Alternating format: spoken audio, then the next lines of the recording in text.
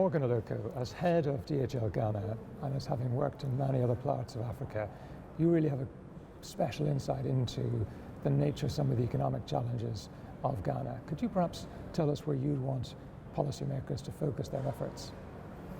Okay, yes. We are a logistics company. We are an express logistics company. And our business is very simple and very straightforward. We connect people, we connect businesses, and we move stuffs from one point to the other. We depend on working infrastructure to be able to do our job properly. And looking at our environment here, by working infrastructure, I'll be referring to the state of the roads, for instance, because we need to move things on land, so we need roads fixed, we need railways fixed, we need flexibility in import regimes. And what do I mean by flexibility in import regimes? For instance, in Ghana, we haven't yet had a de minimis defined, a de minimis value threshold defined.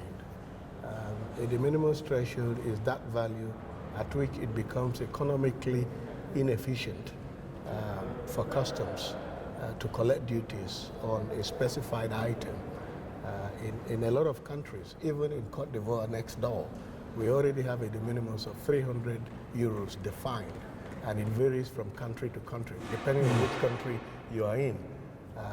And because a lot of the stuffs we move are sample items that investors bring into the country to test markets, it makes very little economic sense to begin to hold items of as low as $200 US value that have been brought in to test a market for duties.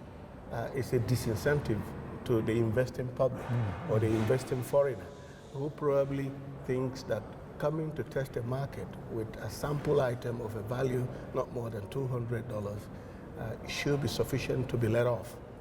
And for such items to be held for duties, which will take 24, 38 hours, sometimes even more, becomes a disincentive. Right. I mean, we move stuff through the world speedily. From Germany, from Australia, from the US to Ghana, will not take more than 48, 72 hours at most, depending on the sort of things you bring in. For such items, after coming into Ghana within 48 hours, to wait at the ports for more than 5 days or more to get cleared becomes a disincentive. But the other things, of course, infrastructure, we talk about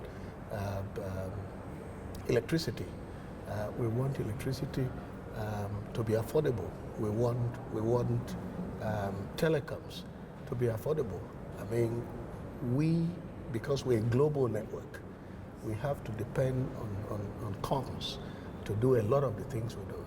And in our business, we always say that the information about a shipment is as important about that shipment itself. So, and what do I mean by that? For every single shipment we move from one point to the other, we have to create information. Information about that shipment should be trackable. It should be visible, not just to the sender, but to the receiver, irrespective of where that receiver resides. If I pick a shipment from here today and I'm sending it to Argentina, right? Once the pickup happens in this hour, within the next few minutes, information about that shipment should be available in DHL's global track and trace system. That is enabled only through the power of comms. A situation where we're having to pay far more for comms increases the cost of doing business.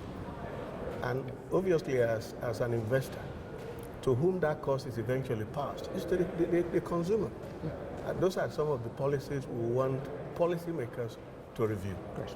Morgan, thank you very much. Thank you too. That's good stuff. Thanks.